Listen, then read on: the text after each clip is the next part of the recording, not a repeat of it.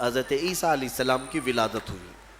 یہ بیت اللحم جو جگہ ہے آج بھی وہ فلسطین میں ہے. بیت اللحم جس پتھر پر حضرت عیسیٰ علیہ السلام کی ولادت ہوئی وہ جگہ آج بھی موجود ہے. پھر وہاں سے حضرت بی بی مریم نے اپنے بچے کو اٹھایا. کوئی نہیں تھا وہاں پر. ان کے حمل سے لے کر ولادت تک کوئی بھی قریب نہیں آیا اور نہ زندگی میں کبھی ان کو کسی نے چھوا. آپ نے گود میں اٹھایا. اب کیا کریں گی؟ بچہ آ گیا ہے. رب تعالیٰ نے فرمایا فَإِمَّا تَرَئِنَّ مِنَ الْبَشَرِ أَحَدًا فَقُولِي إِنِّي نَذَرْتُ لِلرَّحْمَنِ صَوْمًا فَلَنْ أُكَلِّمَ الْيَوْمَ إِنسِيًّا. مریم اب اپنی بستی کی طرف جاؤ گی. اگر کوئی انسان تمہیں نظر آئے, لوگ اگر نظر آئیں تو بات مت کرنا کسی سے. ان سے کہنا آج میں نے چپ رہنے کا روزہ رکھا ہے. ہاں, اس شریعت میں ہوا کرتا تھا چپ کا روزہ, خاموشی کا روزہ, کہ دن بھر خاموش رہنے کا بھی روزہ ہوا کرتا تھا. اب یہ بھی کیسے بتائیں گی؟ وہ اشارے سے. اس زمانے میں ہوتا تھا جب کوئی خاموشی کا روزہ رکھتا تو وہ اشاروں سے بات کرتا, سامنے والا سمجھ جاتا آج اس کا خاموشی کا روزہ ہے. کاش یہ روزہ اور بھی ہمارے ساتھ ہوا کرتا. لیکن اس شریعت میں ہمارے ہاں چپ کا روزہ نہیں ہے, خاموشی کا روزہ نہیں ہے. میں تو یہ سوچتا ہوں کم سے کم عورتوں کے لیے تو ہو جاتا. خاموشی کا روزہ بڑا ثواب ہے. وہ بہت بڑی غلطیوں سے, گناہوں سے بچ جاتی. آپ کو اندازہ نہیں ہے, میرے آقا صلی اللہ علیہ وسلم نے زبان کو یوں 2 انگلیوں سے پکڑ کر کے فرمایا تھا, پکڑ کر کے. تمہارے 2 جبڑوں کے بیچ میں گوشت کا ایک ٹکڑا ہے. حضور نے فرمایا کہ یہ انسان کو جنت میں بھی لے جاتا ہے اور دوزخ میں بھی لے جاتا ہے. ہاں, اور پھر ایک حدیث پاک ہے, حضور فرماتے ہیں 2 جبڑوں کے بیچ میں ایک گوشت کا ٹکڑا زبان, 2 رانوں کے بیچ میں ایک گوشت کا ٹکڑا شرمگاہ. جس نے ان 2 چیزوں کی حفاظت کی ذمہ داری لے لی, میرے آقا فرماتے میں اسے جنت میں لے جانے کی ضمانت دیتا ہوں. جنت میں لے جانے کی ضمانت دیتا ہوں. یہ 2 چیزوں کی اگر کوئی حفاظت کر لیا. خیر, حضرت بی بی مریم اپنے بچے کو لے کر کے آئی. لوگ دیکھنے لگ گئے کہ مریم ہے اور اس کی گود میں بچہ ہے. تو ظاہر سی بات ہے قوم کا جو رویہ ہوتا ہے, سیدھے پکار کر کہنے لگے یا اخت ہارون ما کان ابوکی امرأ سوء وما کانت امکی بغیہ. اے مریم یہ کیا کر لیا تو نے؟ اخت ہارون جو ہے اس وقت سب سے پاک عورت کو کہا جاتا تھا. اخت ہارون لقب کے طور پر حضرت بی بی مریم کو انہوں نے پکارا. نہ تمہارے باپ برے تھے نہ تمہاری ماں بری تھی, یہ تو نے کیسے کر لیا؟ یہ بچہ تیری گود میں کیسے آیا؟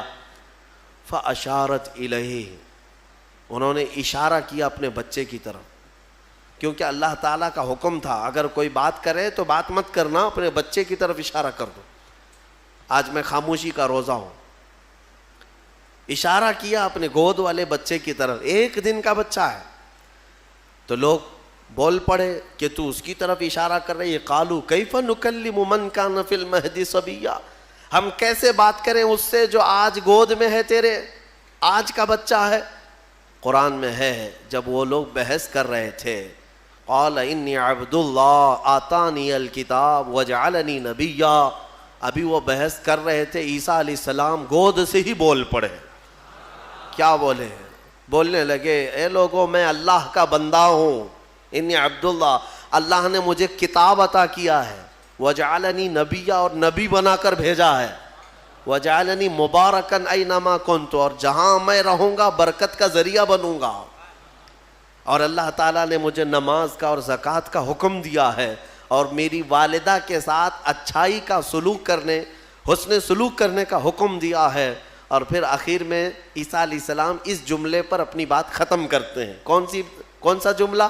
والسلام علی یوم ولدت و یوم اموت و یوم ابعث حیا.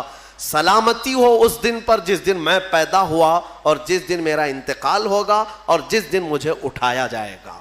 اتنا بات کیا حضرت عیسیٰ علیہ السلام اور پھر خاموش ہو گئے. یہ معجزہ نہیں تو اور کیا ہے. گود کا آج کا بچہ اتنا وسیع انداز میں بول پڑا, تبھی جا کر کے قوم کی زبان چپ ہو گئی کہ یہ جو آیا ہے مریم کی گود میں یہ کوئی معمولی چیز نہیں ہے. ظاہر سی بات ہے جب رب تبارک و تعالیٰ کسی چیز کو بھیجتا ہے تو نشانیوں کے ساتھ بھیجتا ہے. اب جتنے تھے وہ مان تو گئے کہ بی بی مریم کو کسی نے چھوا نہیں، یہ سچی ہے. اور جب گود کا بچہ بول رہا ہے تو یہ اور سچی بات ہے کہ محیر العقول چیز ہے، آج تک ہم نے کبھی دیکھا نہیں. عیسیٰ علیہ السلام بولے. پھر اس کے بعد عیسیٰ علیہ السلام کو حضرت بی بی مریم اپنے گھر تو لے گئیں. یہاں پر رک کر کے میں ایک بات عرض کرنا چاہوں گا. حضرت عیسیٰ علیہ الصلوۃ والتسلیم نے جو جملہ کہا وہ یہ ہے کہ جس دن میں پیدا ہوا اس دن سلامتی ہو. یعنی نبی جس دن پیدا ہوتے ہیں وہ سلامتی والا دن ہوتا ہے. عیسیٰ علیہ السلام کی پیدائش کا دن سلامتی والا ہے تو 12 ربیع الاول کیوں نہیں سلامتی والا ہے؟ ہاں. اور نبی خود اپنی ولادت کے دن سلام بھیج رہے ہیں، اور ہم سید الانبیاء کی ولادت پر امتی سلام بھیجیں تو کیا حرج ہے؟ یہ قرآن کا حکم ہے. نبی خود اپنی ولادت کے دن سلام بھیج رہے ہیں اور امتی اپنے نبی کے پیدائش کے دن پر سلام بھیجے تو یقیناً یہ باعث برکت ہے اور قرآن کے مطابق ہے. خیر، یہ حضرت عیسیٰ علیہ السلام کی ولادت کا واقعہ. عیسیٰ علیہ الصلوۃ والتسلیم اپنی ماں کے ہاں رہے ایک زمانے تک، پھر جب جوان ہوئے. اچھا، یہ ایک بات اور بھی بتاؤں، بہت کم عمر میں جن کو نبوت دی گئی، یعنی دنیا میں ظاہری طور پر وہ 3 نبی ہیں. ایک حضرت عیسیٰ علیہ السلام جن کو گود میں ہی پیدائش میں دے دی گئی. دوسرے یحییٰ علیہ السلام جو حضرت بی بی مریم کے ہاں ان کے باپ حضرت زکریا علیہ السلام نے دعا کی تھی تو اللہ ان کو دیا تھا. یحییٰ علیہ السلام بھی پیدا ہوتے ہی نبی ہو گئے تھے، نبوت کے ساتھ دنیا میں آئے. تیسرے حضرت یوسف علیہ السلام جب ان کے بھائیوں نے انہیں کنویں میں ڈالا تھا تب ان کو، یہ چھوٹی عمر میں جن کو نبوت دی گئی وہ 3 انبیاء اکرام ہیں. یہ تو دنیا کی زندگی کے اعتبار سے. لیکن اگر کوئی یہ کہتا ہے کہ ہمارے آقا محمد صلی اللہ علیہ وسلم کو 40 سال کی عمر میں نبوت دی گئی تو یہ جملہ غلط ہے. میرے عزیزو، حضور کو نبوت دی گئی نہیں، نبی ہونے کا اعلان کرنے کا حکم دیا گیا. نبوت کب دی گئی وہ خود رسول سے پوچھو. میرے آقا فرماتے ہیں کنت نبیا وآدم بین الماء والطین، میں تو اس وقت بھی نبی تھا جب آدم علیہ السلام کو ابھی مٹی اور پانی میں گوندا جا رہا تھا. آدم علیہ السلام کا ابھی پتلا بھی نہیں تیار ہوا تھا. حضور فرماتے میں اس وقت بھی نبی تھا. تو نبی تو میرے آقا صلی اللہ علیہ وسلم پہلے سے تھے. بہرحال عیسیٰ علیہ السلام اللہ تعالیٰ کی ایک نشانی ہے، ان کی ذات ہی اللہ کی ایک نشانی ہے. کیونکہ عقل میں یہ آ جانا کہ بغیر باپ کے دنیا میں آئے جبکہ ان کی ماں کو کسی مرد نے چھوا نہیں. اسباب تو یہ بتاتے ہیں دنیا میں کہ ایک عورت اور ایک مرد کے اختلاط سے ہی بچہ پیدا ہوتا ہے. دنیا میں بچے کی ولادت ایک مرد اور ایک عورت کے ملنے سے ہی ہوتی ہے. لیکن یہاں عیسیٰ علیہ السلام کی ولادت میں کوئی مرد کا اختلاط نہیں. تو عام انسانوں کے دماغ میں یہ بات نہیں آتی. تو اسباب کی طرف دیکھنے والا انکار کرتا ہے اور خالق اسباب کی طرف جو توجہ کرتا ہے وہ انکار نہیں کرتا.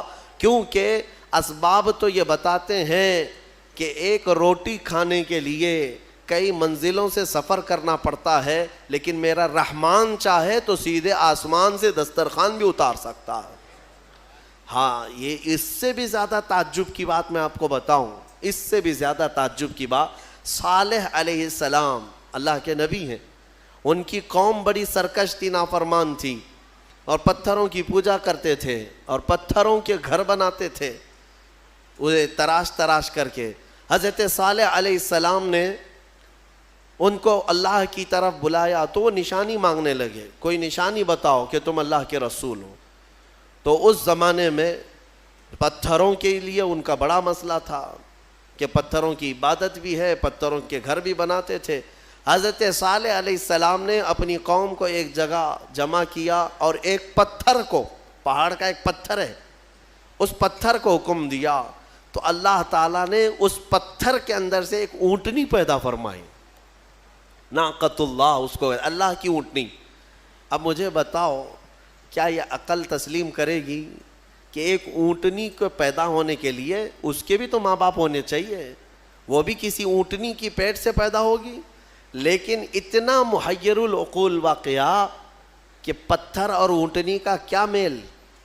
ہاں یہ بھی بات سمجھ میں آ سکتی ہے کہ ہتھنی کے پیٹ سے کوئی اونٹنی پیدا ہو گئی, یا کسی جانور کے پیٹ سے کوئی دوسرا جانور پیدا ہو گیا, کچھ قریب تو سمجھ میں آتا ہے.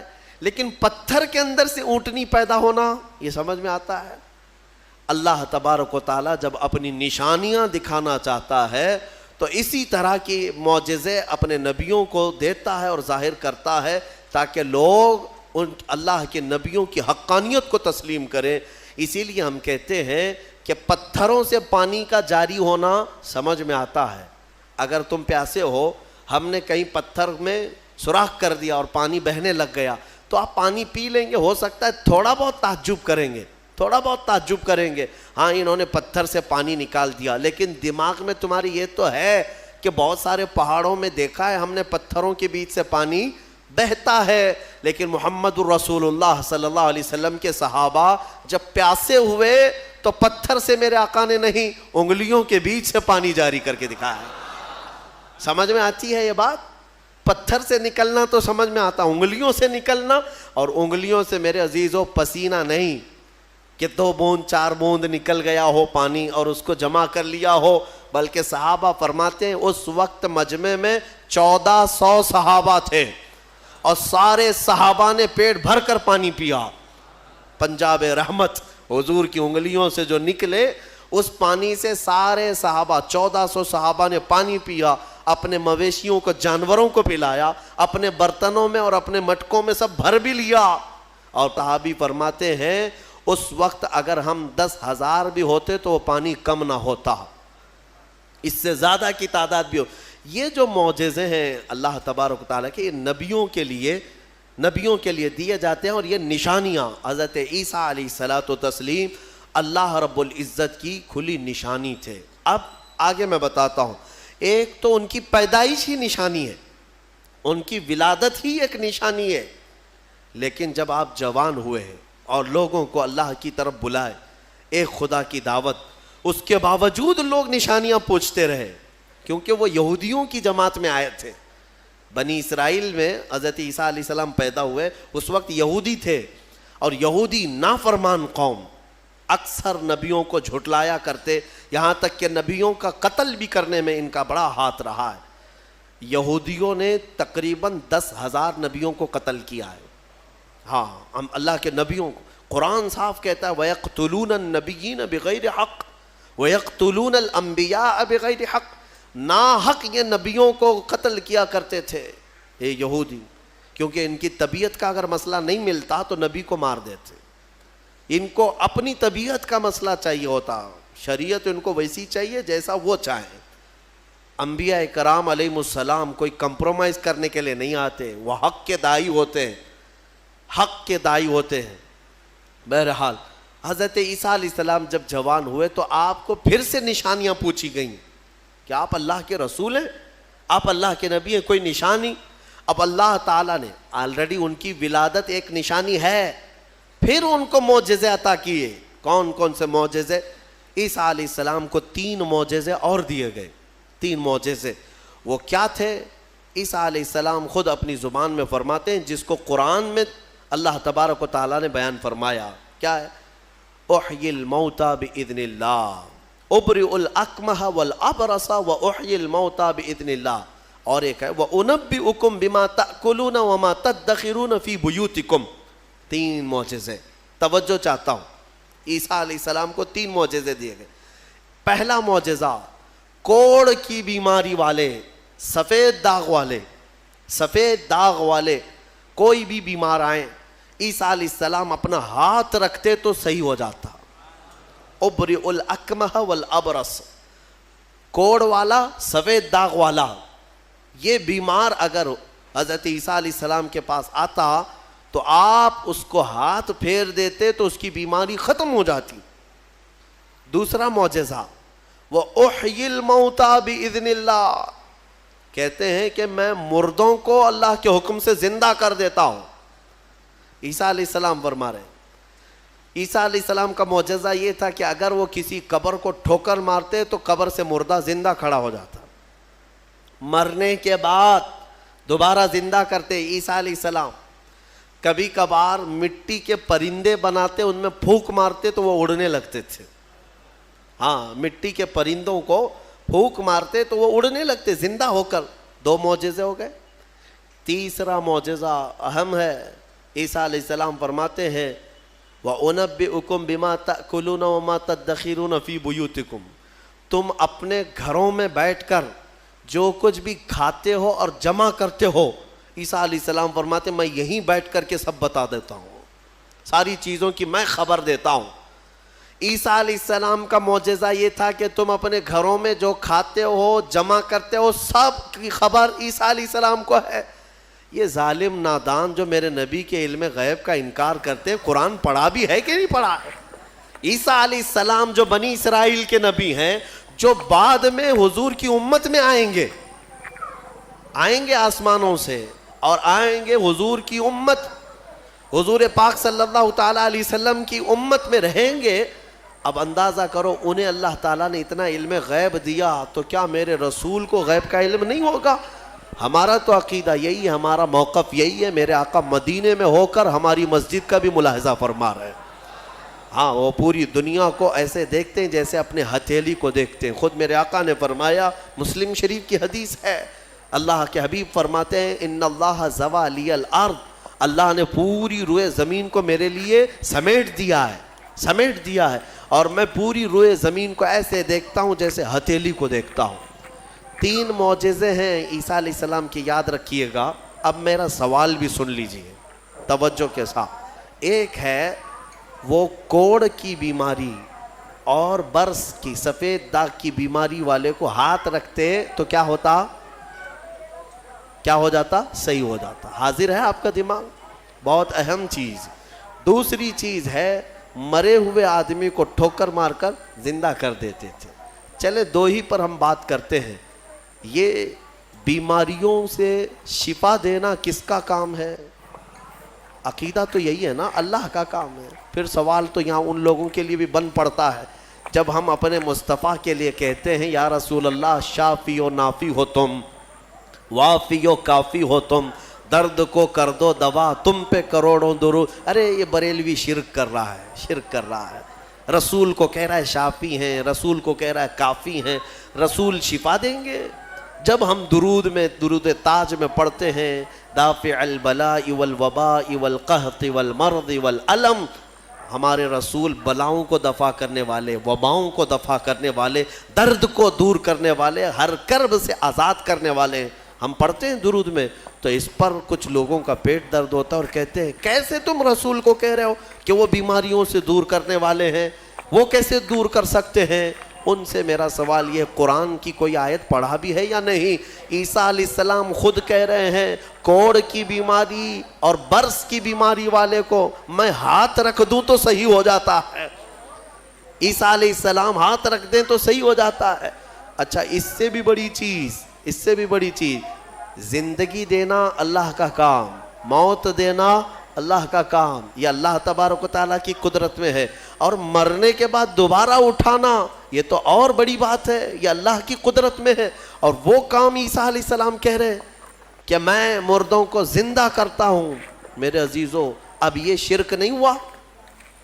عیسیٰ علیہ السلام کے بارے میں اگر کوئی عقیدہ رکھے گا کہ وہ مردوں کو زندہ کرتے تھے تو شرک ہو جائے گا؟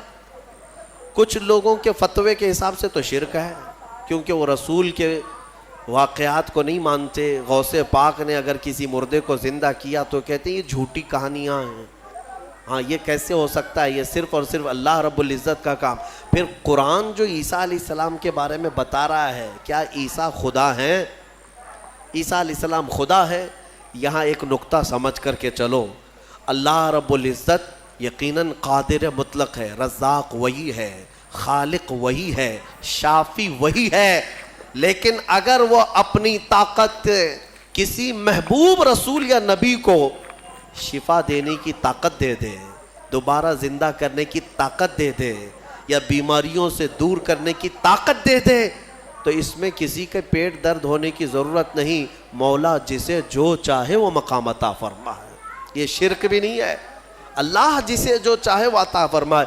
اسی لیے ہمارا موقف یہ ہے الحمدللہ کہ ہم مانتے ہیں کہ رسول پاک صلی اللہ تعالیٰ علیہ وسلم بیماریوں کو دور کرتے تھے, لیکن ہم انہیں خدا نہیں مانتے. جیسے عیسیٰ علیہ السلام اللہ کی عطا سے بیماروں کو شفا کرتے تھے, میرے مصطفیٰ بھی اللہ کی عطا سے بیماروں کو شفا کرتے ہیں. اور اسی لیے ہم مانگتے بھی ہیں میرے آقا کی بارگاہ میں, ہمیں بزرگوں نے سکھایا ہے. بلکہ ایک حدیث بھی میں آپ کو بتا دوں, ایک صحابی آئے اور ان کے بھائی کا پیٹ درد کر رہا تھا, بہت تکلیف تھی. حضور کے پاس آئے, کہا یا رسول اللہ میرے بھائی کا پیٹ بہت درد کر رہا ہے. ڈاکٹر نہیں تھا کیا مدینے میں, کوئی طبیب نہیں تھا؟ وہ صحابی حضور کے پاس کیوں آئے؟ اس لیے کہ صحابہ کو معلوم تھا کہ یہ شفا خانہ ہے, یہاں سے جو حکم ہوگا اس میں شفا ہے. حضور اکرم صلی اللہ تعالیٰ علیہ وسلم نے فرمایا جاؤ اپنے بھائی کو شہد چٹاؤ, اسقیہ عسلا, اسے شہد چٹاؤ. وہ گئے, شہد چٹایا تو جلاب لگ گئے, یعنی بہت زیادہ لوز موشن شروع ہو گئے. وہ دوسرے دن بھاگے بھاگے آئے, کہا میں نے تو کل شہد چٹایا لیکن وہ زیادہ اس کا درد بڑھ گیا اور موشن شروع ہو گئے, یعنی جلاب ہو گئے, دست آ رہے. تو حضور پاک صلی اللہ علیہ وسلم نے دوسرے دن پھر کیا دوا فرمائی؟ کہا اسقیہ عسلا, جاؤ اس کو پھر شہد چٹاؤ. پھر سے شہد چٹاؤ. ایک دوا سے اگر فائدہ نہ ہو تو آپ پھینک دیں گے. اور وہ صحابی دوسرے دن پھر گئے, اپنے بھائی کو کہا آج پھر شہد کھاؤ. پھر انہوں نے شہد کھایا تو آج تو ایسا ہوا کہ ان کا بستر خراب ہو گیا, اٹھنے بیٹھنے کی طاقت نہیں تھی, اتنے زیادہ دست ہونے لگی. شہد جیسی کھا رہے بڑھتا جا رہا ہے, بڑھتا جا رہا ہے. تو کوئی آ کے یہ تو کہہ سکتا تھا کہ ریئیکشن ہو رہا ہے دوا بدل دیں. تیسرے دن آئے وہ صحابی, کہا یا رسول اللہ اب تو اور حالت بری ہو گئی, بہت زیادہ تکلیف پہ ہے. تیسرے دن میرے آقا صلی اللہ علیہ وسلم نے فرمایا جا اپنے بھائی کو شہد چٹا. تیسرے دن بھی اس صحابی نے کہا یا رسول اللہ شہد چٹاؤں؟ کہا ہاں, تیرے بھائی کا پیٹ جھوٹ بول رہا ہے, اللہ کا نبی سچ بول رہا ہے. وہ گئے تیسرے دن شہد چٹایا. تیسرے دن جب شہد چٹایا تو نہ جلاب ہے نہ درد ہے, بلکہ پہلے سے بہتر صحت ہے, صحت و تندرستی پہلے سے بہتر ہے. وہ آئے, میرے عزیزوں کہنا یہ تھا کہ حضور پاک صلی اللہ تعالیٰ علیہ وسلم نے پھر ارشاد فرمایا کہ تمہارے بھائی کو شہد کی جو تجویز کی گئی تھی وہ اللہ تبارک و تعالیٰ کے حکم سے ہے کہ شہد میں اللہ نے شفا رکھا ہے. اب وہ گڑبڑ کیوں ہو رہی تھی؟ ایک بار چٹانے کے بعد اور گڑبڑ. شیطان اس طرح سے کرواتا ہے تاکہ تمہارا عقیدہ رسول کی بات پر نہ رہے, اور اگر تم جمے رہ گئے اسی بات پر تو شفا تو اللہ ہی کی طرف سے آئے گی. بسا اوقات ایسا ہوتا ہے کہ کچھ لوگ ہم سے آ کر کے کہتے ہیں کہ حضرت کوئی وظیفہ دے دیجئے. وظیفہ دیے, جو کام تھا وہ بھی چھوٹ گیا, آپ نے جو دیا اس سے ریئیکشن ہو گیا ہے. اکثر لوگوں کو ایسا لگتا ہے ہمارے پاس وظیفہ لیتے ہیں, تعویذ لیتے ہیں, 2 دن کے بعد پھر بولتے ہیں کہ حضرت ابھی تک کچھ ہوا نہیں ہے. تو کیا ہمارے پاس موسیٰ علیہ السلام کی چھڑی ہے کہ ابھی ماریں گے تمہاری دکان کھل جائے گی, بازار میں تمہارا انبار لگ جائے گا؟ صبر بھی تو کوئی چیز ہے. آپ جن چیزوں کو تجویز کیا جاتا ہے علماء ربانیین کی طرف سے احادیث کے ذریعے سے, اس پر صبر ہوگا, اللہ تبارک و تعالیٰ تمہیں آزمائے گا, اور اگر تم کھرے اتر گئے تو انشاءاللہ ساری برکتیں تمہیں اللہ عطا فرمائے گا. ایک چیز دوسری, ایک صحابی آئی حضور کے پاس, ان کا بیٹا گونگا تھا, بولتا نہیں تھا, 8 سال کا یا 9 سال کا بچہ تھا, پیدائشی, بولتا نہیں. حضور کے پاس لائی اور کہا کہ حضور یہ میرا بچہ بولتا نہیں ہے, اسے کچھ فرما دیں. بولنے کی طاقت دینا اللہ کا کام ہے. وہ صحابیہ حضور کے پاس کیوں آئی؟ شرک کرنے آئی تھی؟ نعوذ باللہ من ذالک. صحابہ کا عقیدہ یہی تھا, بخدا خدا کا یہی ہے در, جو بریلی کے امام نے ہمیں سکھایا ہے. بخدا خدا کا یہی ہے در نہیں اور کوئی مفر مقر، جو وہاں سے ہو یہیں آ کے ہو، جو یہاں نہیں تو وہاں نہیں. ہاں وہ آئی اور حضور کے پاس لے آئی. حضور پاک صلی اللہ تعالیٰ علیہ وسلم نے ان کو، اس بچے کو کیا دعا دی، کیا دوا دی، کیا وظیفہ دیا، کچھ نہیں. سامنے بٹھایا، بچہ سامنے آیا. رسول کریم صلی اللہ تعالیٰ علیہ وسلم نے اس بچے کا نام لے کر کے کہا کہ قل من انا، اے بچے بول میں کون ہوں. سوال حضور نے فرمایا، وہ گونگا پیدائشی بول پڑا اشہد انک محمد رسول اللہ، میں گواہی دیتا ہوں کہ آپ محمد اللہ کے رسول ہیں. مجھے بتاؤ، اسی لیے ہمارے امام اعلیٰ حضرت فاضل بریلوی رضی اللہ تعالیٰ عنہ نے فرمایا ہے، آنکھ عطا کیجئے اس میں ضیاء دیجئے، جلوہ قریب آ گیا تم پہ کروڑوں درود. ہم مانگتے حضور کی بارگاہ میں ہیں تو یہ صحابہ کا ہی عقیدہ ہے. میرے عزیزوں، میں نے عیسیٰ علیہ الصلوۃ والتسلیم کے ان واقعات سے یہ ثابت کرنے کی کوشش کی ہے کہ الحمدللہ اہل سنت و جماعت کا جو موقف ہے وہ قرآن و حدیث کے مطابق ہے. کوئی گمراہ نہ ہو اور نہ ہی گمراہیوں میں آئے، الحمدللہ. اب میں یہاں پر بات ختم کرتا ہوں تفسیر کو. عیسیٰ علیہ السلام کے ان معجزوں کو دیکھ کر بہت سے ایمان بھی لائے، بہت سے ایمان بھی لائے، اور آپ کی ایک جماعت بڑھتی گئی. آپ کے 4 شاگرد مشہور ہوئے. ویسے آپ کے جو حواریین ہیں، جو اصحاب ہیں، جو آپ کے صحابہ تھے، ان کو حواریین کہا جاتا ہے. وہ 12 لوگ تھے. ان 12 میں 4 مشہور ہیں جن کے ناموں سے انجیل ہے آج بھی: متی، لوقا، یوحنا، مرقس. یہ عربی نام ہے، ان کو انگلش میں الگ الگ کہا جاتا ہے، جان، میتھیو.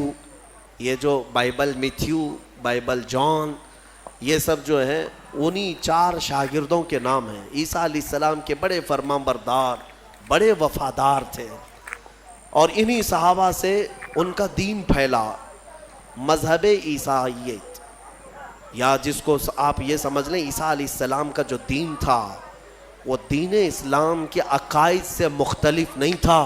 اس دین میں بھی اللہ کو ایک مانا جاتا، اور عیسیٰ علیہ السلام کو اللہ کا بندہ اور ان کا رسول، اللہ کا رسول. یہ دین اسی طرح چلتا رہا اور اسی کی تبلیغ بھی ہوتی رہی. لیکن یہودیوں کو یہ بات نہ بھائی. یہودی اس وقت سے عیسیٰ علیہ السلام پر الزام لگاتے تھے، ان کی ماں کو گالیاں دیتے تھے، بی بی مریم پر تہمت رکھتے تھے، ناپاکی کی تہمت لگاتے تھے یہ یہودی. عیسیٰ علیہ السلام کا ایک وقت ایسا بھی آیا کہ یہودیوں کے نرغے میں، کیونکہ یہودی بڑے ہی فتین اور پلان کرنے والے، منصوبہ کرنے والے لوگ، عیسیٰ علیہ السلام کے قتل کا منصوبہ بنا لیا. اور اس قتل کے منصوبے سے، وہ آخری دن تھا عیسیٰ علیہ السلام کا جس گھر میں عیسیٰ علیہ السلام ایک باغیچے میں اپنے شاگردوں کے ساتھ رہے، ان کو تعلیمات دی اور سب کو رخصت کیا اور کہا آج کے بعد میں تم سے ملاقات نہیں کروں گا، تم دین حق پر قائم رہنا. شاگرد سب چلے گئے، عیسیٰ علیہ السلام تنہا گھر میں تھے. یہودیوں کی ایک جماعت آئی قتل کے منصوبے سے، اور سب کے سب ہتھیار سے لیس ہو کر حضرت عیسیٰ علیہ السلام کے گھر کا گھیراؤ کر لیے، اور گھیراؤ کر کے رات کے وقت آپ کو قتل کا منصوبہ تھا. لیکن یہودیوں نے اپنے ایک آدمی کو اندر بھیجا کہ جاؤ دیکھ کر کے آؤ عیسیٰ کیا کر رہے ہیں، کس حالت میں ہے. ایک شخص اندر آیا عیسیٰ علیہ السلام کو دیکھنے کے لیے، یہودیوں کا ایک شخص اندر آیا، اور جیسے ہی وہ اندر آیا قرآن میں مولا فرماتا ہے وَلَكِنْ شُبِّهَ لَهُمْ، یعنی جس کا مفہوم یہ ہے کہ اللہ نے عیسیٰ علیہ السلام کی شکل اس آدمی کو دے دی اور عیسیٰ علیہ السلام کو آسمانوں پر اٹھا لیا، آسمانوں پر اٹھا لیا. بر رفعہ اللہ الیہ، قرآن میں اللہ فرماتا ہے اللہ نے ان کو اپنی طرف اٹھا لیا. عیسیٰ علیہ السلام آج بھی زندہ ہیں، آسمانوں پر باقی ہیں. اب وہ شخص اندر آیا، بہت دیر تک وہ باہر نہیں آ رہا تھا، تو یہودی باہر جو کھڑے تھے وہ پریشان تھے کہ ہمارا جو آدمی گیا ہے وہ آیا نہیں ابھی تک. اس کے بعد سبوں نے کہا چلو کہاں اس کو دیکھیں گے، حملہ کرتے ہیں. سب کے سب گھس گئے، اور اندر جو شخص تھا وہ عیسیٰ علیہ السلام کی شکل کا دکھ رہا تھا، اسی کو پکڑ کر لائے، اس کو خوب مارا، اور پھر لا کر کے باہر سولی پر چڑھا دیا، سولی پر چڑھا دیا، صلیب پر. اور پھانسی دے دی. پھانسی دینے کے بعد پھر ان کو یاد آیا ہمارا آدمی کہاں گیا جو ڈھونڈنے کے لیے گیا تھا. تو وہ کچھ لوگ تھے جو جانتے تھے پاؤں جو نیچے سے تھے وہ نہیں بدلے تھے, اللہ نے اس کی اصلی شکل پر ہی رکھا تھا. تو کچھ لوگوں نے پاؤں دیکھ کر کے کہا یہ تو ہمارا آدمی ہے, اس کے پاؤں تو ہمارے آدمی کی طرح ہے. لوگوں نے کہا اگر یہ ہمارا آدمی ہے تو پھر عیسیٰ کہاں گئے, عیسیٰ اس گھر سے کہاں گئے؟ ان کو ہم نے اندر جاتے دیکھا ہے, اندر ہم نے گھیرا کیا ہے, وہ کہاں گئے؟ اسی شک میں رہ گئے یہ عیسیٰ ہے کہ ہمارا آدمی ہے. کچھ کہتے ہمارا آدمی ہے, کچھ کہتے نہیں عیسیٰ ہے. اسی چکر میں رہ گئے یہ لوگ, ان کو پتہ ہی نہیں تھا کہ عیسیٰ علیہ السلام کہاں گئے. ظاہر سی بات ہے عیسیٰ علیہ السلام جب آسمانوں پر اٹھا لیے گئے, اب اگر یہ خبر کوئی دے گا تو کوئی اللہ کا نبی ہی دے گا نا, کوئی نبی ہی دے گا, غیب کی خبر کون دے گا؟ اور اتفاق کی بات عیسیٰ علیہ السلام کے آسمانوں پر اٹھائے جانے کے بعد سے لے کر 550 سال تک کوئی نبی نہیں آیا. اس کے بعد اگر کوئی نبی آیا تو ہمارے آقا محمد صلی اللہ علیہ وسلم آئے, صرف حضور آئے 570 سال کے بعد. میں آپ کو بتاتا ہوں ان یہودیوں کے چکر کو اور عیسائیوں کے چکر کو بھی, عیسائی بیچارے ان کو خود کو بھی نہیں معلوم تھا کہ ہمارے نبی کہاں ہیں. بعض کا عقیدہ یہ بن گیا کہ ہمارے نبی کو سولی پر چڑھا دیا گیا, اسی لیے آج بھی وہ لوگ سلیب ڈال کر کے گھومتے رہتے. ایک جماعت اس میں یہ بن گئی, ایک جماعت یہ کہنے لگی ہمارے نبی کو یہودیوں نے سلیب پر چڑھا دیا, پھانسی پر چڑھا دیا, اور اس پر پھر عقیدے گڑنے لگ گئے. عقیدے کیا کیا گڑ لیا کہ ہمارے نبی نے جو پھانسی پر چڑھ کر کے قربانی دی ہے, بلیدان دیا ہے, وہ ہم سب کے گناہ معاف کرانے کے لیے قربانی دی ہے. تو اب یہ جتنے چاہے گناہ کرتے رہے, خوب شراب پئیں, خوب ناچیں, کیونکہ وہ سولی پر چڑھ کر کے سب معاف کرا دیے. یہ ایک جماعت نے اس میں عقیدہ گڑھ لیا اور عیسائیوں کی ایک جماعت اسی پر چلتی رہی. ایک جماعت پھر بھی حق پر رہی جو عیسیٰ علیہ السلام کے چاروں شاگرد تھے. انہوں نے کہا نہ ہمارے نبی کو سولی پر چڑھایا گیا ہے, نہ ہمارے نبی نے ہمارے لیے قربانیاں دی ہیں, یعنی کہ وہ پھانسی پر چڑھ کر کے سب کے گناہ معاف کرائے, بلکہ ان کا عقیدہ تھا کہ اللہ رب العزت نے عیسیٰ علیہ السلام کو اپنے جلوں میں رکھا ہے. وہ کہاں ہے وہ اللہ بہتر جانے اور عیسیٰ جانے. ایک وقت آئے گا جب عیسیٰ کی حقیقت لوگوں کو معلوم ہوگی. یہ ایک حق جماعت ہمیشہ کہتی رہی اور اسی پر وہ لوگ باقی رہے. پھر اس میں فرقے بھی ہوئے, عیسائیوں میں بہت سارے فرقے بھی ہوئے, 70 سے زیادہ فرقے ہوئے, الگ الگ عقیدے. اور یہ فرقے بھی کس نے بنائے؟ یہودیوں نے بنائے. ان کے اندر گھس کر کے الگ الگ ان کے دماغ چینج کیے. پھر ٹرائنیٹی کا عقیدہ آ گیا کچھ عیسائیوں میں کہ عیسیٰ خدا کے بیٹے ہیں, مریم خدا کی بیوی ہے. کچھ لوگوں کا عقیدہ یہ بنا. پھر کچھ لوگوں کا عقیدہ بنا کہ 3 خدا ہیں, ایک خدا اللہ, ایک خدا جبرائیل, ایک خدا عیسیٰ. آج بھی کچھ لوگ ہیں اس میں, پروٹسٹ ہیں, کیتھولک ہیں اور آرتھوڈاکس ہیں. یہ سب جو فرقے بنے سب میں تھوڑا تھوڑا سا فرق ہے عیسیٰ علیہ السلام کو ماننے کے لیے. بعض کہتے ہیں گاڈ ہے, فادر ہے, اور پھر یہ سن ہے اور میری ہے, یہ 3 خدا ہے. ٹرائنیٹی کے عقیدے بنے. اب میں آپ کو بتاتا ہوں یہ میرے آقا صلی اللہ تعالیٰ علیہ وسلم کا احسان ہے پورے یہودیوں پر بھی اور عیسائیوں پر بھی, کیونکہ یہ جھگڑا کرتے رہے 500 سال تک. اتنا قتل کیا ہے عیسائیوں نے یہودیوں کا اور یہودیوں نے عیسائیوں کا. 500 سال اتنے قتل ہو گئے جس کا شمار نہیں کر سکتے. پورا فلسطین خون میں نہا جاتا تھا جنگوں میں. یہ دونوں جماعتیں لڑتی تھیں. وہ الزام لگاتے ان کی ماں پر اور یہ یہودیوں پر الزام لگاتے. اور قرآن بھی کہتا ہے وقالت الیہود لیست النصارى علی شیء وقالت النصارى لیست الیہود علی شیء. دونوں کہتے تھے. عیسائی کہتے تھے یہودی کوئی چیز ہی نہیں ہے, اور یہودی کہتے عیسائی کوئی چیز ہی نہیں ہے. دونوں لڑتے تھے. 570 سال کے بعد میرے آقا صلی اللہ علیہ وسلم جب جلوہ بار ہوئے اور پھر میرے آقا پر قرآن کی آیتیں اتری اور سورہ مریم اتری, تب میرے آقا نے علل اعلان فرمایا کہ اے لوگوں مریم پر تہمت نہ رکھو, وہ اللہ کی سب سے پاک باز بندی ہیں. عیسائیوں کو احسان ماننا چاہیے میرے آقا کا کہ حضرت بی بی مریم کی طہارت پوری دنیا میں اگر عیسیٰ علیہ السلام کے بعد کسی نے بیان کی ہے تو میرے مصطفیٰ نے بیان کیا. ہاں، اور دوسری بات، حضرت عیسیٰ علیہ السلام کہاں گئے، کہاں ہے، عیسائیوں کو بھی نہیں معلوم، یہودیوں کو بھی نہیں معلوم. میرے آقا صلی اللہ علیہ وسلم نے قرآن کی وحی اترنے کے بعد لوگوں کو بتایا کہ یہ سب آپس میں اختلاف کرتے ہیں. حقیقت یہ ہے کہ عیسیٰ علیہ السلام کو نہ پھانسی دی گئی، نہ سولی پر چڑھایا گیا، بلکہ عیسیٰ علیہ السلام کو اللہ نے آسمانوں پر اٹھایا ہے، اور قیامت کے قریب عیسیٰ علیہ السلام پھر دنیا میں نازل ہوں گے. یہ عقیدہ میرے آقا نے دیا. ان عیسائیوں کو تمیز نہیں ہے، انہیں پتہ نہیں ہے، اسلام کی دشمنی میں مرے جاتے ہیں، ہاں، اور جال بنتے ہیں. انہیں معلوم ہونا چاہیے کہ اسلام کے آنے کے بعد یہ احسان ہے میرے آقا صلی اللہ علیہ وسلم کا کہ بی بی مریم کی بھی طہارت بیان کی اور عیسیٰ علیہ السلام کی حقیقت بھی بیان کی ہے. اللہ تبارک و تعالیٰ ان گمراہ عقیدوں سے ہماری حفاظت فرمائے. وآخر دعوانا ان الحمد للہ رب العالمین.